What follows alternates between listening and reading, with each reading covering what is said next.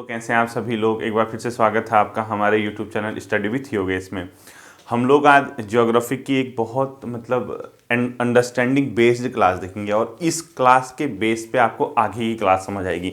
हालांकि मैं चाहता तो इस टॉपिक को स्किप कर सकता था, लेकिन इस टॉपिक की बदौलत आपको आगे समझने में, जैसे मैं नेक्स्ट क्लास चट्टान वगैरह दूंगा आपको, आपने सुनी होंगी आग्नेय चट्टान, कायांतरित चट्टान, रूपांतरित चट्टान, अवसादी चट्टान, किसमें जीवाश्म पाए जाते हैं किसमें नहीं। इससे निश्चित तौर पे ग्रुप सी हो या कोई भी एग्जाम हो क्वेश्चन आता है चट्टान वाले चैप्टर से। मैं आपको आगे ज्वालामुखी, भूकंप समझाऊंगा, आपका वहां से क्वेश्चन आते हैं, तो ध्यान से सुनना इस चैप्टर को, ठीक है। बाकी जो पुलिस भर्ती के एग्जाम की प्रिपरेशन को लेके जो वीडियो है वो 1 या 2 तारीख को यानी सैटरडे या संडे को आप लोगों के लिए मैं लेके आऊँगा। आप लोग देखना, आप लोगों को पूरी रणनीति के साथ आगे बढ़ाया जाएगा। आप लोगों को टेलीग्राम ग्रुप मैंने बहुत लोगों ने ज्वाइन कर लिया होगा, वो जो पुलिस वाला बना रखा है वो अभी 1 या 2 तारीख से मैं एक्टिव करूँगा, ठीक है। थोड़ा सा आप लोग फिलहाल जिला सीरीज वगैरह अगर आप चाहते हैं तो पढ़ लीजिए, बाकी इन क्लासेस के साथ भी आपको बने रहना है। देखिए, आपको आज 2 फोर्स पढ़ाऊंगा। एक, अब देखिए आप कॉमन सेंस से बताना, आप जैसे पूरे अर्थ को देखते हैं, यहाँ पर पर्वत हैं, यहाँ पर पठार है, यहाँ मैदान है, यहाँ महासागर है, आप मानते हैं ना। तो ये अपने आप में तो बने नहीं होंगे, कोई ना कोई एक ऐसी चीज़ होगी, कोई ना कोई ऐसा फोर्स होगा जिसने इन चीज़ों को बनाया होगा। जैसे पर्वत टूटते रहते हैं, कभी बिखरते रहते हैं, कभी आपने सुना होगा भूस्खलन होता है, लैंडस्लाइडिंग होती है, कभी मास वेस्टिंग होती है, कई चीज़ें होती हैं। तो कहीं ना कहीं इसका एक प्रूफ ये मिला कि कोई ना कोई एक ऐसी चीज़ है अर्थ में जो कहीं ना कहीं इसको क्या करती है, या तो डिसबैलेंस करती है या इसको बैलेंस करती है, यानी कहीं ना कहीं अपने आप में बैलेंस की कंडीशन को प्राप्त करते हैं। तो वो होता है एक फोर्स, ठीक है। पृथ्वी की सतह पे 2 तरीके से फोर्स लगते हैं, एक को बोलते हैं अंतर्जात बल, और ये जो चैप्टर होगा मैं आपको बताऊंगा पूरा फ्लो चार्ट में, ठीक है। एक तो होता है अंतर्जात बल, एक को बोलते हैं बहिर्जात बल। बहिर्जात यानी अगर आपको इसकी इंग्लिश टर्मिनोलॉजी की बात करोगे तो इसको बोला जाता है आपका एंडोजेनेटिक फोर्स और उसको एक्सट्रोजेनेटिक, यानी मैं आपको बता दूंगा। तो सबसे पहले आपने क्या लिखना है, अंतर्जात बल हेडिंग डालनी है, ठीक है। दोनों ही आज हम लोग पढ़ेंगे। सबसे पहले आप लोग क्या डालोगे, अंतर्जात बल। अंतर्जात बल मतलब फोर्स, और इसको इंग्लिश में क्या बोला जाएगा अपने आप में, एंडोजेनेटिक फोर्स। तो ठीक लिख लो आप लोग, एंडोजेनेटिक फोर्स बोला जाता है, ठीक है, अंतर्जात बल। अब आप बताइए, कहीं ना कहीं अगर फोर्स है, फोर्स अंतर्जात बल उसको कहेंगे जो पृथ्वी की आंतरिक भाग से लगेगा, यानी इंटरनल पोर्शन से जो बाहर की ओर लगेगा, यानी सतह है, सरफेस है, तो अंदर से लगेगा, ठीक है। ध्यान रखना है इसको, ये इंटरनल भाग पे लगता है। तो इंटरनल भाग पे लगने वाला फोर्स जो होता है वो क्या बोला जाता है, एंडोजेनेटिक फोर्स बोला जाता है, ठीक है। इसका दूसरा नाम है रचनात्मक संचलन। इसी को क्या बोला जाता है, रचनात्मक संचलन, यानी कंस्ट्रक्टिव मूवमेंट, ठीक है। रचनात्मक संचलन, कंस्ट्रक्टिव मूवमेंट क्यों बोला जाता है, क्योंकि इसी फोर्स के कारण पृथ्वी पे अपने आप में क्या बनते हैं, अलग प्रकार के जो महाद्वीप, पर्वत, पठार, इन्हीं से क्या बनते हैं अपने आप में अर्थ पे बनते हैं। तो ध्यान रखना है इसको, ठीक है। इसको रचनात्मक संचलन भी बोला जाता है। अब आता है सर हमको कैसे तैयार करें। देखो, अगर फोर्स लग रहा है, अगर आपका कहीं पे फोर्स लग रहा है तो उस पर 2 चीजें हो सकती हैं, या तो फोर्स है या वो क्या लग सकता है, कम तीव्रता से, उसकी इंटेंसिटी ज्यादा ना हो या उसकी इंटेंसिटी ज्यादा हो। तो ध्यान रखना, या तो फोर्स होगा कम तीव्रता का बल, ध्यान ऐसी फ्लो चार्ट में बनाना है, ठीक है। मैं चाहूं तो इसको कितना लिखवा सकता हूं, लेकिन नहीं, कम तीव्रता वाला बल, या तो फोर्स कम लगेगा आपके एग्जाम के दृष्टि से, ठीक है, या फोर्स क्या लगेगा, अधिक लगेगा, यानी अधिक तीव्रता का बल। मानते हैं कि नहीं मानते हैं तीव्रता बल, ये बताइए आप मुझे, खुद ही सोच के बताइए। अगर कहीं पर फोर्स लग रहा है, या तो ज्यादा लगेगा कम तीव्रता, या अधिक लगेगा एक्स्ट्रा मतलब ज्यादा देर से, ठीक है। ध्यान से सुनना, जब कभी भी पृथ्वी की आंतरिक सतहों पे कम तीव्रता वाला बल लगेगा, यानी कम तीव्रता, इसको बोला जाता है पटल विरूपण संचलन, यानी डायस्ट्रोफिक मूवमेंट, ठीक है। डायस्ट्रोपिक मूवमेंट बोला जाता है इसको, इसको बोला जाता है पटल विरूपण संचलन।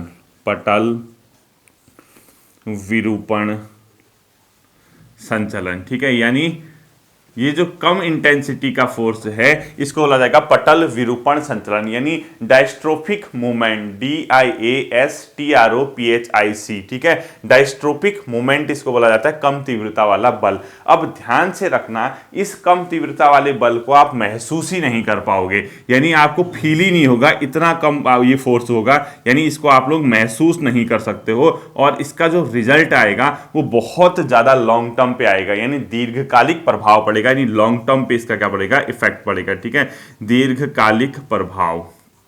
अब बताइए, जियोग्राफी है, जियोग्राफी में कम तीव्रता का मतलब इतना कम तीव्र होगा, हजारों करोड़ों वर्षों में उसका रिजल्ट देखने को मिलेगा, ऐसा फोर्स है। अब बताइए, हजारों करोड़ों वर्षों में इसका रिजल्ट देखने को मिल रहा है, तो इससे क्या पृथ्वी पर निर्माण होगा, महाद्वीपों का निर्माण, पर्वतों का निर्माण जो होता है अपने आप से इसी से होता है। इसी से पृथ्वी की सतह पे महाद्वीप निर्माण प्लस पर्वत निर्माण प्लस पठार निर्माण, ये सब इसी से, ठीक है, आदि का क्या होता है, निर्माण होता है। तो अब क्वेश्चन जो ग्रुप सी लेवल या कहीं वनडे एग्जाम में आता है, देखिए ध्यान से सुनना, किस बल के द्वारा महाद्वीप, पर्वत या पठार का निर्माण होता है, तो वो होता है पटल विरूपण संचलन, यानी इसको बोला जाता है डायस्ट्रोफिक मूवमेंट, ठीक है। और किस बल के द्वारा महाद्वीप, पर्वत, पठार आदि चीजों का निर्माण होता है, तो अंतर्जात बल, यानी इस फोर्स के कारण, यानी कहीं ना कहीं इसी फोर्स का ये पार्ट है, यानी ये या तो कम तीव्रता का लग सकता है या अधिक तीव्रता का। तो ओवरऑल इस टाइप का जो निर्माण होता है, इसीलिए इसको क्या बोला गया, रचनात्मक संचलन, क्योंकि इससे कंस्ट्रक्शन हो रहा है, कंस्ट्रक्टिव मूवमेंट अपने आप में है। तो ये अंतर्जात बल है जो अपने आप में इंडोस्टैटिक फोर्स है, इससे महाद्वीप, पर्वतों का निर्माण होता है। इसको पटल विरूपण संचलन कहते हैं। ये इतना महसूस ही नहीं होगा आपको, हल्के हल्के लगे रहकर हजारों करोड़ों वर्षों में पता चलता है, और इसका प्रभाव जो होता है बहुत लॉन्ग टर्म पे होता है। यानी फोर्स अगर तेज है, यानी अधिक तीव्रता का अंदर से फोर्स लग गया, उसको बोला जाएगा आकस्मिक संचलन, यानी सडन मूवमेंट। आकस्मिक संचलन, यानी इसको बोला जाएगा सडन मूवमेंट, ठीक है। आकस्मिक संचलन लिखना है, ठीक है, आकस्मिक संचलन, यानी सडन, इसको क्या बोला जाएगा इंग्लिश में, मूवमेंट बोला जाएगा। यानी अपने आप में क्या है, ये आकस्मिक संचलन है। और ये जो आकस्मिक संचलन होगा अपने आप में, वो जो आकस्मिक संचलन होगा, तो ये कैसे वर्क करेगा, ठीक है, कैसे वर्क ये करता है, तो ध्यान रखना, इसमें जो फोर्स होगा सडन लगेगा, और सडन फोर्स का मतलब इसको आप महसूस करोगे और इसका अल्पकालिक प्रभाव होगा, यानी इसको महसूस भी करोगे आप, फील भी करोगे, और शॉर्ट टर्म में इसका प्रभाव अल्पकालिक इसका क्या होगा, प्रभाव होगा। ध्यान रखना है, ठीक है, इसको आप लोग क्या करोगे, ध्यान में रखोगे। यानी अपने आप में जो आकस्मिक संचलन यानी सडन मूवमेंट है, उसकी इंटेंसिटी क्या होती है, अधिक होती है, इसकी तीव्रता ज्यादा होती है, और इस तीव्रता के कारण आप लोगों को ये पता चल जाएगा कि हाँ, मूवमेंट जो हो रहा है अपने आप में क्या है, सडन है, ठीक है। यानी आकस्मिक मूवमेंट का मतलब महसूस भी कर सकते हो, इसको अल्पकालिक प्रभाव भी होता है, और इसी से पृथ्वी की सतह पे क्या होता है, भूकंप, ज्वालामुखी और भूस्खलन, यानी अपने आप में भूकंप की क्रिया जो होगी, ठीक है, भूकंप, वोल्केनिक इफेक्ट, ज्वालामुखी, या इसके अलावा अपने आप में क्या होगा, भूकंप, ज्वालामुखी, लैंडस्लाइड, भूस्खलन आदि, स्खलन। तो अचानक से देखो बहुत तेज फोर्स लगा अंदर से, आपने फील कर लिया, जब भूकंप आता है आपको आइडिया जाता है। ज्वालामुखी प्रक्रिया उसी मतलब हाल फिलहाल में कितने टाइम में हो जाएगी, लेकिन एक पर्वत का बनना हजारों करोड़ों वर्षों में होगा। भूस्खलन, लैंडस्लाइड होता है, सडन होता है, ठीक है। तो अपने आप में तीव्रता अधिक थी, इसको बोला गया आकस्मिक संचलन। इसको आप लोग महसूस कर सकते हैं, इसका लॉन्ग टर्म पे प्रभाव नहीं होता है, शॉर्ट टर्म पे होता है। भूकंप, ज्वालामुखी, भूस्खलन की आदि प्रक्रियाएं इसी के तहत होता है। अब आपसे क्वेश्चन पूछेगा, कौन से बल के कारण भूकंप आता है, अंतर्जात, कौन से बल के कारण ज्वालामुखी या भूस्खलन की प्रक्रिया होती है, अंतर्जात। या ऐसे पूछ दिया अधिक तीव्रता, ये तो नहीं पूछेगा, ये कौन सा बल है, ये आकस्मिक है, सडन है, ठीक है। और ये अंतर्जात बल को हमने दो भागों में कैटेगराइज किया, एक को पटल विरूपण संचलन बोला गया, एक को क्या बोला गया, आकस्मिक संचलन। पटल विरूपण संचलन को महसूस नहीं करोगे, बहुत लॉन्ग टर्म पे होगा, जिसके तहत ये बनेगी, तो आपको पता चल जाएगा इनका निर्माण इससे होता है, जबकि आकस्मिक संचलन का निर्माण ये प्रक्रिया है, ये सडन मूवमेंट से होती है। ओवरऑल ये अपने आप में क्या है, अंतर्जात बल है, इसको आप लोग क्या करोगे, ध्यान में रखोगे। अब हमारा दूसरा आता है पटल विरूपण संचलन, इसको पढ़ते हैं हम, ठीक है। अब हमने कम अंतर्जात बल में पहला पढ़ेंगे हम लोग पटल विरूपण संचलन। तो देखिए आप लोगों को मैं बताना चाहूंगा पृथ्वी के अंदर क्या है, प्लेटें हैं, यानी आंतरिक भाग में क्या है, प्लेट है, और पृथ्वी के अंदर ऐसी बहुत सी प्लेट्स हैं, ये अब आपस में क्या करते हैं, मूवमेंट वगैरह करते रहते हैं अलग अलग प्रक्रियाओं के द्वारा। अब वो मूवमेंट क्यों होता है वो हम लोग जब भूकंप और ज्वालामुखी वगैरह की प्रोसेस पढ़ेंगे वहां मैं आपको बताऊंगा। तो सबसे पहले हेडिंग डाल लीजिए पटल विरूपण संचलन, यानी डायस्ट्रोफिक मूवमेंट डाल लेना है, ठीक है, यानी पटल विरूपण संचलन डालो, पटल विरूपण संचलन, सबसे पहले आपने हेडिंग ये डालना है, ठीक है, डायस्ट्रोफिक मूवमेंट डालना है। इसके अंदर तीन चीजें होती है और हमने एक ही चीज पढ़नी है, ये नॉर्मल बता रहा हूं। एक तो टेक्टोनिक मूवमेंट होता है, यानी विवर्तनिक वाला जिसको आप लोग बोलते हैं, यानी इसको बोला जाता है विवर्तनिक संचलन, यानी जो प्लेटा मूवमेंट करते हैं, ठीक है, वही हमने पढ़ना है, वही हमारा सिलेबस भी, विवर्तनिक संचलन, इसको इंग्लिश में बोला जाता है टेक्टोनिक मूवमेंट, ठीक है, प्लेटों का आपस में मूवमेंट टेक्टोनिक्स मूवमेंट बोला जाता है। इसको इंग्लिश में लिख लो टेक्टोनिक्स, TECTONIC, टेक्टोनिक मूवमेंट बोला जाता है इसको, पहला। दूसरा आप लोगों के समस्थैतिक संचलन, समस्थैतिक संचलन, ठीक है, यानी समस्थैतिक संचलन जो अपने आप में है वो इंग्लिश में इसको बोला जाता है, क्या बोला जाएगा इसको, आइसोस्टैटिक मूवमेंट, क्या बोला जाएगा, आइसोस्टैटिक मूवमेंट। और लास्ट होता है सुस्थैतिक, यानी यूसोस्टैटिक, ठीक है, सुस्थैतिक, सुस्थैतिक मूवमेंट तीसरा संचलन, यानी इसको अपने आप में जो सुस्थैतिक संचलन होता है इसको इंग्लिश में क्या बोला जाएगा, यूसोटिक, ठीक है, यूसोटैटिक संचलन, EUSTATIC, यूसोटैटिक संचलन यानी मूवमेंट। तो अब आपका देखो विवर्तनिक संचलन, समस्थैतिक संचलन, सुस्थैतिक संचलन, तीन प्रकार के होते हैं। ये तो हमारे काम के लिए नहीं पढ़ना है, हमारा मेन चीज यही है, इसी के अंदर हम लोग घूमेंगे। और जो विवर्तनिक संचलन है ये अपने आप में क्या है, प्लेटों का अंदर मूवमेंट होता रहता है, उसके बाद कई प्रक्रियाएं होती हैं, भूकंप, ये अपने पर्वत बनते हैं, पठार बनते हैं। तो जब कभी भी वो बनते हैं तो इसके माध्यम से वो अपने आप में बैलेंस होते हैं, यानी संतुलन की दशा, यानी बैलेंस कंडीशन को प्राप्त करते हैं। यानी आप लोग इसके जो बारे में सुनोगे इसका मतलब होता है कि इस प्रक्रिया के द्वारा जो भी निर्माण हुआ वो क्या करते हैं, संतुलन की दशा को प्राप्त करते हैं इसके, यानी अभी बताता हूं, ठीक है, संतुलन की दशा, जैसे कोई पर्वत का निर्माण हुआ, अब निर्माण हुआ, हो सकता है कि डिसबैलेंस हो, तो इसी प्रक्रिया के द्वारा वो पर्वत क्या होगा, संतुलन की दिशा को प्राप्त करेगा, यानी दशा को प्राप्त करेगा। और यही संतुलन की दशा अगर महासागर में होती है इसको बोला जाता है सुस्थैतिक, यानी इसके साथ लिखोगे महासागरीय तल पर समस्थैतिक प्रक्रिया, यानी जो महासागर होता है, महासागरीय तल पर कौन सी प्रक्रिया, समस्थैतिक प्रक्रिया, समस्थैतिक प्रक्रिया। अब मैं आपको बताता हूं, देखो परेशान मत होना ना, आपको इसको याद करना है, ठीक है। पटल विरूपण संचलन में मेन चीज हमारा ये है विवर्तनिक संचलन, टेक्टोनिक मूवमेंट्स, ये हम पढ़ेंगे। इसको पढ़ेंगे तो आप समझ जाओगे इससे पर्वत बने, पठार बने, कैसे बने, क्या बना, सब आपके समझ आ जाएगा।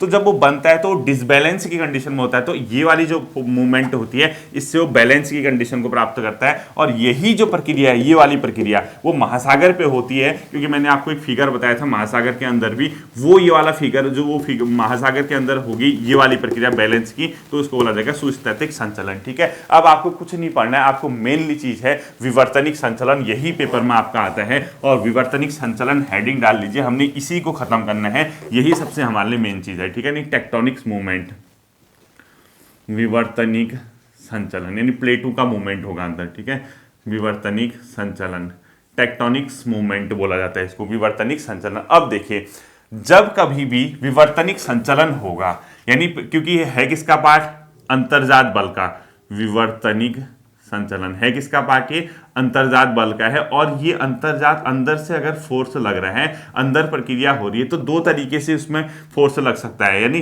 तीव्रता के आधार पे तो आपने बता दिया कि कम इंटेंसिटी या अधिक इंटेंसिटी है, उसके अकॉर्डिंग आप समझ गए। लेकिन डायरेक्शन के आधार पे कैसे पता चलेगा, जो यानी जो विवर्तनिक संचलन है इसको दिशा के आधार पे, किस दिशा में लग रहा है, ठीक है, दिशा के अकॉर्डिंग लिख लो, दिशा के आधार पे, या तो वो लगेगा ऊर्ध्वाधर, यानी आपका वर्टिकल और हॉरिजेंटल दो ही लग सकते हैं, ठीक है। यानी अगर आपका हॉरिजेंटल या मतलब ये लग रहा है आपका ऊर्ध्वाधर, यानी आपका कैसे लग रहा है फोर्स, सपोज इस प्रकार से लग रहा है अंदर से फोर्स, इस डायरेक्शन में ऐसे, ठीक है, या ऐसे या फिर ऐसे, कैसे भी लग सकता है, ऊपर की ओर डाउनवर्ड, यानी ऊर्ध्वाधर संचलन होगा अपने आप में, तो उसको बोला जाएगा क्या, अभी बताता हूं। दूसरा वो लग सकता है उसकी दिशा क्षैतिज, वर्टिकल, ठीक है, हॉरिजेंटल। हॉरिजेंटल एंड वर्टिकल लगता है आपका, तो अगर क्षैतिज होता है तो क्षैतिज के अंदर आपको क्या होगा कि डायरेक्शन उसकी मूवमेंट की या तो इस डायरेक्शन में होगा ऐसे, या फिर वो इस तरीके से क्या करेंगे, मूवमेंट करेंगे। ठीक है, यानी आपको ऊर्ध्वाधर और क्षैतिज दोनों ही ध्यान में रखना है, यानी इसकी डायरेक्शन के अकॉर्डिंग।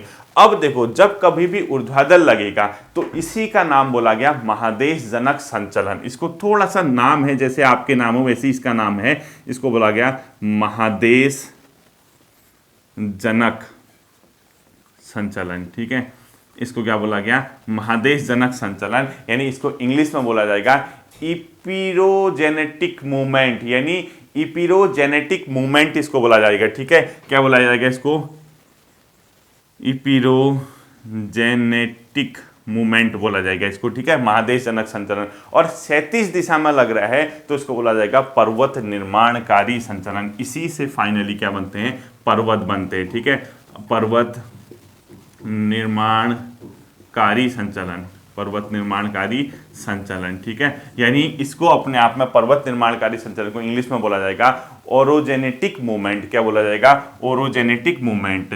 ओरोजेनेटिक मूवमेंट इसको बोला जाएगा। अब देखिए, कुछ भी परेशान नहीं होना है, आपको सिर्फ एग्जाम्पल देखने हैं। आपको ये नहीं पूछेगा कि कौन सा संचलन है, ऐसा कुछ नहीं पूछना है आपसे। मैंने क्या कहा, अगर क्वेश्चन आता है कि पर्वत निर्माणकारी संचलन कौन सा होता है, विवर्तनिक, इसी से पर्वतों का निर्माण होता है। और ये किसके पार्ट है, अंतर्जात बल, ओवरऑल अंतर्जात बल के पार्ट है तो अंतर्जात बली। उसके अंदर हमने पटल विरूपण संचलन बोला, पटल विरूपण में ही मैंने कहा था कि पर्वतों का निर्माण हो रहा है, और क्षैतिज दिशा में अगर पटल विरूपण होगा तो पर्वतों का निर्माण होगा, और इससे होगा महादेश जनक संचलन। ठीक है, इसमें क्या होता है बच्चों, अगर कोई फोर्स ऊपर की ओर लग रहा है, या तो वो अपने बगल वाले भाग से ऊपर उठ जाएगा, या वो एक दूसरा भाग धंस जाएगा, ऐसा ही तो होगा। इसमें खुद सोचो, यानी अंदर से फोर्स लग रहा है तो आपका क्या होगा, या तो पार्ट ऊपर उठ जाएगा, अगर जैसे सपोज ये है, नीचे से फोर्स लगेगा तो ये फोर्स ऐसा भी, तो ये चीज ऐसी हो जाएगी, ये चीज ऐसी होगी, तो दूसरी भाग इसके सामने धसी हुई दिखेगी। तो यही अपने आप में महादेश जनक संचलन होता है, यानी पिरोजेनेटिक मूवमेंट होता है। इसके अंदर दो प्रक्रियाएं होती है, या कोई चीज अपने बगल वाले भाग से उठ जाएगी, यानी उसका उत्थान होगा, या अपने बगल वाले भाग के से कंपैरिजन में अवतरण होगा, यानी सब्सिडेंस होगा। ठीक है, या अपने बगल वाले भाग के कंपैरिजन में वो नीचे गिर जाएगी, अवतलन। यानी कहने का मतलब है, उत्थान का मतलब वो क्या हो जाएगा, अपलिफ्टमेंट हो जाएगा, यानी अपलिफ्टमेंट लिख देना उत्थान। अवतलन का मतलब हो जाएगा वो सब्सिडेंस हो जाएगा। ठीक है, यानी उत्थान या अवतलन होगा, या मतलब अपने जैसे अवतलन और उत्थान की प्रक्रिया है, तो महादेश जनक संचलन में ये दो चीजें हो सकती हैं। जब कभी भी उत्थान होगा यानी अपलिफ्टमेंट होगा, तो अपलिफ्टमेंट के साथ अगर दूसरा भाग क्या है, नीचे धसा हुआ है, उसको बोल देंगे निर्गमन। ठीक है, यानी पहला ये होता है, आपको मैं बताता हूं, निर्गमन, निर्गमन। अब देखना थोड़ा सा, जब महादेश जनक संचलन होगा, जब अंदर से ऊपर की ओर फोर्स लगेगा, या कोई चीज उत्थान होगा या उठेगी, या वो नीचे की ओर धस जाएगी, यानी निर्गमन होगा। तो उत्थान के ब्रैकेट में आपने अपलिफ्टमेंट लिख देना, और निर्गमन के बगल में आप लोग इमरजेंस, यानी वो नीचे की ओर झुक गई। ठीक है, इमरजेंस।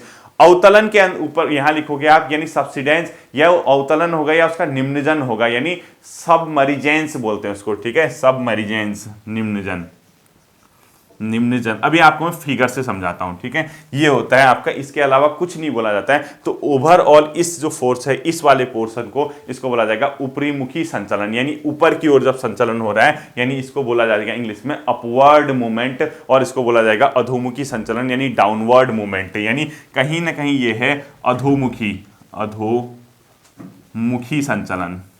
ठीक है, ये हो गया। इसके ब्रैकेट में लिखो डाउनवर्ड मूवमेंट, इसके ब्रैकेट में डाउनवर्ड लिखना, और इसको लिखना ऊपरी मुखी संचलन, यानी इसको लिखोगे आप लोग अपवर्ड मूवमेंट। क्या लिखोगे, अपवर्ड मूवमेंट। ठीक है, ऊपरी मुखी, ऊपरी मुखी संचलन, यानी इसको क्या लिखा आपने, ऊपरी मुखी संचलन का मतलब होता है अपवर्ड मूवमेंट, इसको लिखा अधोमुखी संचलन, यानी डाउनवर्ड मूवमेंट। ठीक, अब ये कैसे होता है, क्या होता है, वही मैं आप लोगों को समझाता हूं, वो आप लोग देखिए, बहुत आसान है। देखिए, थोड़ा सा परेशान होने की जरूरत नहीं है। ठीक है, कई लोग इसमें परेशान होने लगे होंगे। आपको इतना ध्यान रखना है कि पर्वतों का निर्माण, पठार का निर्माण मैदान का किससे होता है, भूकंप, ज्वालामुखी, भूस्खलन किससे होते हैं। ठीक है, जब आपने टेक्टोनिक मूवमेंट पढ़ा, यानी प्लेटों का मूवमेंट पढ़ा, आपस में प्लेट्स होते हैं अंदर। ठीक है, या तो वो ऊपर की ओर मूवमेंट करेंगे ऐसे, या वो ऐसे इस प्रकार से करेंगे। ठीक, अब आपको देखो, अगर वो ऊर्ध्वाधर मूवमेंट करती हैं तो उसको बोला गया महादेश जनक संचलन। महादेशजनक संचलन के अंदर आपकी दो चीजें आती हैं, तो उत्थान होगा या किसी चीज का क्या होगा, निर्गमन होगा, यानी ऊपरी मुखी यानी अपवर्ड मूवमेंट होगा इस प्रकार से, या अधोमुखी डाउनवर्ड। अब सबसे बड़ी बात आती है, सर समझ नहीं आ रहा, मैं आपसे कह रहा हूं इसको रटना मत, आप लोग सिर्फ और सिर्फ क्या करना, जितना मैं समझाता हूं, देखिए इतना आपने नोट कर लिया ना, आपको मैं इस फिगर से समझाऊंगा, पूरा समझ आ जाएगा आपके, अब पूरी तस्वीर क्लियर हो जाएगी आपकी। अगर आपको ध्यान होगा, मैंने आपको एक दिन एक फिगर बताया था, मैंने इस प्रकार से बताया था, मैंने कहा पर्वत, पठार, मैदान, महासागरी मग्नतट, महासागरी तल, उसके बाद कटक वगैरह इस टाइप का बताया था, ठीक है। तो हम लोग एक क्या काम करते हैं, एक फिगर बनाऊंगा इसी के लिए। देखिए ये है नॉर्मल कंडीशन, ये पृथ्वी की सतह मतलब ये तल है, यहाँ से डाउन हुई, महासागर का लगना शुरू हुआ, इस प्रकार से एक नॉर्मल कंडीशन है, ठीक। ये महासागर वाला पोर्शन हो गया। तो मैंने क्या कहा, अगर नीचे से फोर्स लग रहा है तो उसको उत्थान बोलते हैं बच्चों। तो ये वाला पोर्शन अपने आप में क्या उठ जाता है, ऊपर की ओर उठ जाता है इस प्रकार से। ये नीचे से फोर्स लगेगा तो एक अपने जब सतह का कोई भाग अपने अगल बगल वाले भाग से ऊपर की ओर उठ जाता है, क्योंकि नीचे से इसको फोर्स लगाया गया, ये ऊपर की ओर उठ गया, इसी को मैंने बोला गया उत्थान हो रहा है इसका, यानी अपलिफ्टमेंट हो रहा है, ठीक है इसका। अब ये मैंने क्या बताया था आपको, यहां पे ध्यान होगा, महाद्वीपीय मग्न तट नाम दिया था। महाद्वीपीय मग्न तट में क्या होता है, जब कभी महाद्वीपीय मग्न तट में ये तटीय मैदान होता है, तो यहां से नीचे से फोर्स लगा, फोर्स लगने के कारण क्या होता है कि जो ये तटीय मैदान है, ये भाग भी ऊपर की ओर उठ जाता है इस प्रकार से। इस प्रकार से तटीय भाग अपने बगल वाले से क्या हो गया, ऊपर की ओर उठ गया, इसको बोला गया निर्गमन, ठीक है, इसी को बोला गया निर्गमन। इतना ही तो है निर्गमन, ठीक, निर्गमन। वो फिगर याद करो जो मैंने बताया था। तो उत्थान में क्या होगा, कोई पोर्शन अपने अगल बगल वाले भाग से ऊपर उठ जाएगा, और ये निर्गमन में भी क्या होता है, ये भी ऊपर उठता है, किससे, महासागरी मग्न, महाद्वीपीय मग्न तट से, ठीक है। इसका नाम जो ये लाइन है, इसका नाम है महाद्वीपीय मग्न तट, महाद्वीपीय मग्न तट, महाद्वीपीय मग्न तट। अब टोटल ओवरऑल में क्या कहना चाह रहा हूं, देखो मैंने कहा पृथ्वी के अंदर या तो फोर्स क्षैतिज लगेगा, या मतलब ऊर्ध्वाधर लगेगा या क्षैतिज लगेगा। ऊर्ध्वाधर का मतलब सीधी सी बात है ऊपर की ओर फोर्स लगेगा, ऊपर की ओर फोर्स लगेगा तो जहां पे फोर्स लगेगा स्वाभाविक सी बात है वो अपने अगल बगल वाले भाग से ऊपर उठ जाएगा। ऊपर हुए भाग को या तो उत्थान कहेंगे या निर्गमन कहेंगे। उत्थान और निर्गमन की प्रक्रिया, निर्गमन पे कहां पे होगा, ये उत्थान क्या हो गए, जब पृथ्वी की सतह पे यानी जो स्थल खंड पे कोई भाग अपने अगल और बगल यानी अपने मतलब दूसरे भागों के कंपैरिजन में ऊपर उठ जाता है तो उसको उत्थान की प्रक्रिया कहते हैं, अपलिफ्टमेंट कहते हैं। जबकि निर्गमन में क्या होता है, महासागरी मग्न तट का भाग जब तट को छोड़ के बाहर की ओर निकल जाता है, ये तट है, ये होना चाहिए था नॉर्मल कंडीशन में ऐसा, लेकिन नीचे से फोर्स लगा इसने बाहर निकाल दिया, तो इसको बोला गया महाद्वीपीय मग्न तट। इतना ही तो याद रखना है। दूसरी कंडीशन क्या होती है, मतलब अपने आप में फोर्स या तो क्या लगेगा अपने आप में, दूसरी कंडीशन वो थोड़ा नीचे की ओर भी जा सकता है। जब नीचे की ओर जाएगा, जो मैंने दूसरा फिगर बताया था, फिगर ये होना चाहिए था, नॉर्मल कंडीशन ये होती है। अगर फिगर इस प्रकार का नीचे की ओर चला गया तो एक प्रकार के यहां से फोर्स लगा इस प्रकार से, इसी को बोला गया महाद्वीपीय बेसिन। क्या बोला गया इसको, महाद्वीपीय बेसिन। सिर्फ फिगर बनाना आप लोग, ठीक है, और कुछ मत करना। महाद्वीपीय बेसिन बोला गया, और जबकि इसके जो महासागरी मग्न तट है आपका, ये इससे अंदर की ओर कोई पोर्शन आ गया ऊपर से फोर्स लगने का इस प्रकार से, ये अगर फोर्स आ गया, इसी को अपने आप में क्या बोला गया, निम्नजन बोला गया। क्या बोला गया इसको, निम्नजन, निम्नजन, ठीक है। और ये है क्या है, महासागरी मग्न तट। मैंने आपको फिगर बताया था, ध्यान होगा, सागरी मग्न तट। अब ओवरऑल क्या कहानी बनी, देखिए जब पृथ्वी के अंदर से फोर्स ऊपर की ओर लगता है तो या तो कोई पार्ट ऊपर उठ जाएगा या कोई पार्ट नीचे धस जाएगा। जब ऊपर की ओर उठ जाएगा, पहले वाले फिगर याद रखना, उसके तहत क्या क्या बनता है, उत्थान और निर्गमन की प्रक्रिया होती है। जबकि जब नीचे भाग धस जाता है तो महाद्वीपीय बेसिन और महासागरी निम्नजन का निर्माण होता है। इतना ही तो ध्यान रखना है आपको, इससे अलावा क्या ध्यान रखना है बताओ, इतना टेंशन लेते रहते हो। और सबसे इंपॉर्टेंट चीज अब आती है जो आपका पेपर में क्वेश्चन आएगा, इसको अगर आप भूल भी गए ना इस वाले को कोई बात नहीं, लेकिन इसको मत भूलना। क्षैतिज दिशा में फोर्स लग रहा है तो ध्यान रखना, पृथ्वी के अंदर बच्चों प्लेट्स होती हैं, बहुत स्थलमंडल के बड़े भूखंड को प्लेट कहते हैं, मैंने आपको पढ़ाया था, ठीक है, प्लेट होती है। अभी मूवमेंट क्यों करती हैं वो बात का टॉपिक है, वो आपको भूकंप ज्वालामुखी में सब समझा दूंगा। देखिए जब कभी भी मूवमेंट होगा, मूवमेंट कैसे हो सकता है, तो आपको यही देखना है, वही आपको हेडिंग डालनी है, पर्वत निर्माणकारी संचलन, ये वाला, ठीक है। ये सेकंड वाला जो आपने लिखा है तो यहाँ पे हेडिंग डाल लेंगे आप, पर्वत निर्माणकारी संचलन कैसे होता है, यहीं से क्वेश्चन आता है, देखना, पर्वत निर्माणकारी संचलन, ठीक है। ये मैंने आपको पर्वत निर्माणकारी संचलन लिख दिया। पर्वत निर्माणकारी संचलन में ध्यान रखना, जब फोर्स लगेगा बच्चों दो तरीके से लग सकता है, एक तो वो एक दूसरे के प्लेट है पास आए, यानी सपोज ये प्लेट्स हैं, ये इस प्रकार से अगर ये एक दूसरे के पास आती हैं इस प्रकार से, ठीक है, यानी एक दूसरे के पास आ रहे हैं तो इसको बोला जाता है संपीड़न बल। क्या बोला जाता है इसको? संपीड़न बल बोला जाता है, यानी कंप्रेशन हो रहा है इसका, संपीड़न बल क्या होगा इसका? कंप्रेस होगी, ठीक है, कंप्रेशन होगा। अब बताइए संपीड़न बल में क्या होगा? प्लेटें एक दूसरे के पास आएंगी। इस प्रकार से जब प्लेटें पास आएंगी, जिस कॉपी में नोट्स बना रहे हो उसको अपने हाथों से यूं करो तो एक बार उस जिस पेज पे लिख रहे हो उसको थोड़ा सा पहले पेज पलटा लो जिससे चौड़ा हो जाए, और उसको यूं पास लेके आओ। यूं पास लेके आओगे, दोनों हाथों में रख के अपने मतलब अपनी कॉपी के पेज पे दोनों हाथों को रख के इसको यूं पास करो तो जो बीच वाला पार्ट है ऊपर की ओर उठने लग जाएगा। तो उसको संपीड़न बल के कारण क्या होता है, कोई बीच का भाग ऊपर उठने लग जाता है, और इसी से किसका निर्माण होता है? मोड़दार पर्वत का। मोड़दार पर्वत यानी पृथ्वी के अंदर क्या होता है, जब कभी भी प्लेटों में संपीड़न बल के कारण प्लेटें एक दूसरे के करीब आती हैं, तो करीब आनी है तो कौन सी प्रक्रिया होती है? वलन की प्रक्रिया। इसको बोला जाता है फोल्डिंग प्रोसेस। संपीड़न बल होगा तो इंप्लाइज करके लिख दो, इससे क्या होगी? वलन प्रक्रिया यानी फोल्डिंग की प्रोसेस होगी। जैसे मैंने आपको बताया कि आप दोनों को एक दूसरे के पास लेके आओ तो फोल्डिंग की प्रक्रिया होगी, तो फोल्डिंग की प्रक्रिया के कारण कौन से पर्वतों का निर्माण होगा? मोड़दार पर्वतों का, यानी चीजें इस प्रकार से बनने लग जाएंगी। ये फोल्डिंग की प्रोसेस है, ठीक है। ये क्या लिखोगे?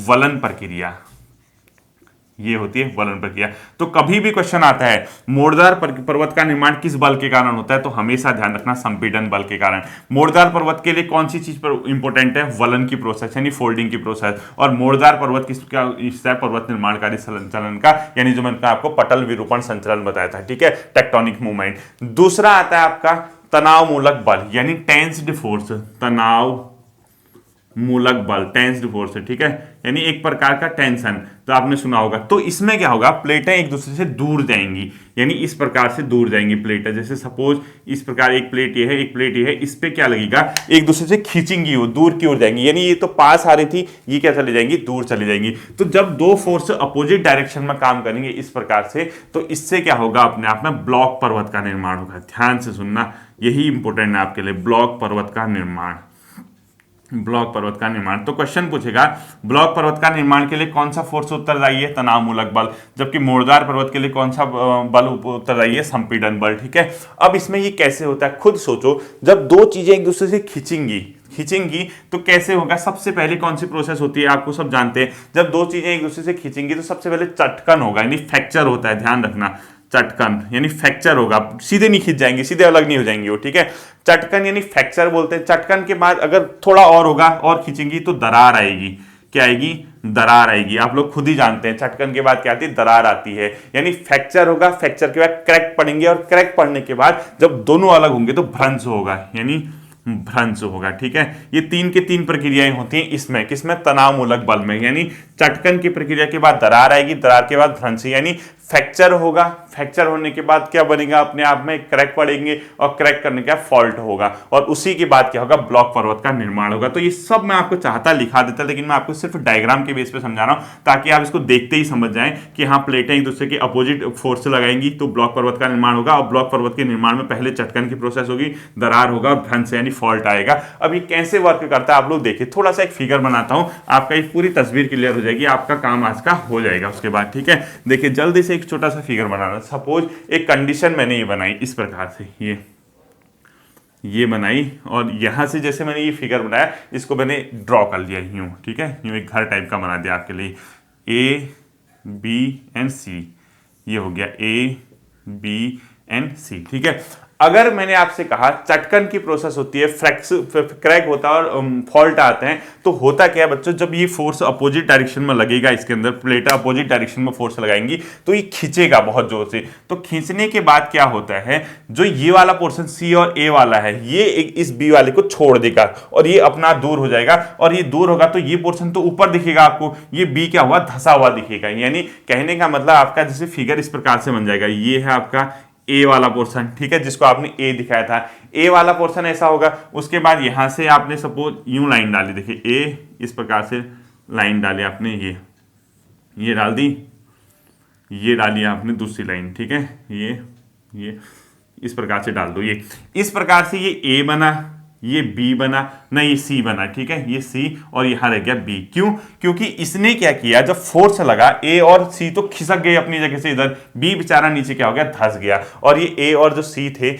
इसी को क्या बोला गया, ब्लॉक पर्वत। क्या बोला गया, ब्लॉक पर्वत। तो ब्लॉक पर्वत क्या होते हैं, जो तनाव मूलक बल होता है उसके कारण जब फ्रैक्चर और उसके अलावा क्रैक और उसके अलावा फॉल्ट की प्रोसेस होती है, तो जो बीच वाला भाग धंस जाता है और कुछ भाग ऊपर की ओर उठ जाते हैं, जो ऊपर उठे हुए जो बचे हुए भाग हैं उन्हीं को ब्लॉक पर्वत बोला गया। और जबकि जो बी है, जो ये है, अपने आप में इसको बोला गया भ्रंश तल। ये बी को क्या बोला गया बच्चों, भ्रंश तल, यानी फॉल्ट बेस, ठीक है, भ्रंश तल। और इसी घाटी को, जो बी वाली घाटी है, इसको बोला गया भ्रंश घाटी, यानी रिफ्ट वैली जिसको बोलते हैं, ठीक है। यानी कहीं ना कहीं ब्लॉक पर्वत के निर्माण के दौरान ही किसका निर्माण होता है, भ्रंश घाटी का क्या होता है, निर्माण होता है। और हो सकता है कभी कभी ऐसा हो कि ये ए और सी तो नीचे रह जाएं, बी ऊपर रह जाए। कभी कभी ऐसा भी होता है बच्चों, सुनना, ए और सी क्या हो जाए, नीचे रह जाए, बी ऊपर रह जाए। यानी एक फिगर और बनाता हूं, उसमें से भी क्वेश्चन आता है आपका, तो आप समझ जाएंगे भ्रंश घाटी क्या होता है, ब्लॉक पर्वत क्या होता है। अगर फिगर इस प्रकार से हो गया, आपका क्या होगा, जैसे आपने ये कहा, ये तो रहा आपका ए वाला पोर्शन, यानी ठीक है, ये मतलब आपका ए और सी, जैसे दो लाइन मैंने डाल दी, ये वाला पोर्शन हो गया आपका। अब यहां से क्या हुआ, ये इस प्रकार से, ठीक है, इस प्रकार से दिखा दो इसको, यूं, इस प्रकार से यूं दिखा दो। अब आपका क्या हुआ, ये जो ये वाला पोर्शन है, यानी इधर वाला, ये दोनों ही भ्रंश घाटी होगी, ये वाला और ये वाला, ठीक है। इसको थोड़ा सा डाउन करना, इस प्रकार से दिखा दिया आपने, ये वाला पोर्शन और ये दोनों पोर्शन अपने सामने वाले के कंपैरिजन में धंस गए और एक पोर्शन ऊपर रह गया। तो जो ऊपर रह गया इसी को बोला जाता है हास्ट पर्वत, हास्ट पर्वत, ठीक है, ये हास्ट पर्वत बोला गया। और इन दो को बोला गया गैब्रेन, गैब्रेन, इसको बोला गया गैब्रेन, ठीक है, इसको क्या बोला गया, अपने आप में गैब्रेन बोला गया। अब देखिए ये हॉस्ट पर्वत और गैब्रेन क्या होता है, हॉस्ट पर्वत एक प्रकार का ब्लॉक पर्वत है, लिख लो ब्लॉक पर्वत। ये क्वेश्चन आता है, हॉस्ट पर्वत किसका एग्जाम्पल है, ब्लॉक पर्वत का। गैब्रेन क्या होती है, लिख लो भ्रंश घाटियां होती हैं, भ्रंश घाटी।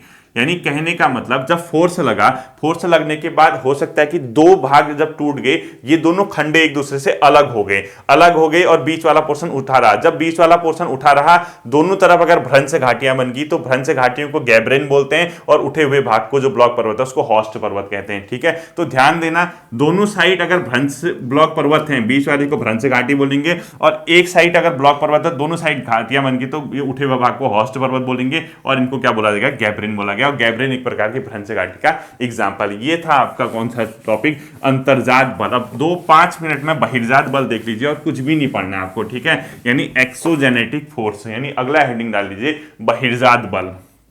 क्या डालोगे, बहिर्जात बल।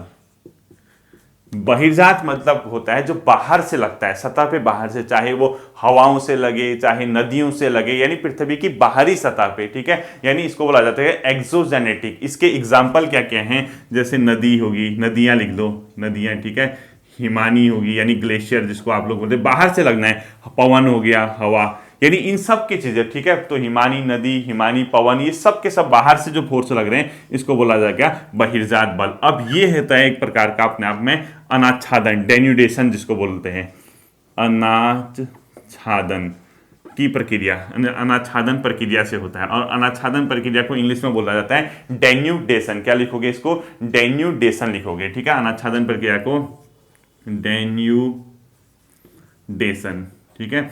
अब डेन्यूडेशन ये एक प्रकार का क्या है, कंबाइंड प्रोसेस है, संयुक्त प्रक्रम, कंबाइंड प्रोसेस। इसको क्या लिखोगे, डेन्यूडेशन को संयुक्त प्रक्रम लिखोगे। इसके अंदर 3 चीजें आपके आती हैं, ध्यान रखना, यहीं पे आपका टॉपिक खत्म होगा। एक को बोला जाता है अपक्षय, क्या बोला जाता है, एक को अपक्षय सुना होगा हिंदी मीडियम वालों ने, इंग्लिश मीडियम वालों के लिए बताता हूं, वेदरिंग जिसको बोलते हैं, WEATHERING, ठीक है। दूसरे को बोला जाता है बच्चों अपर्दन,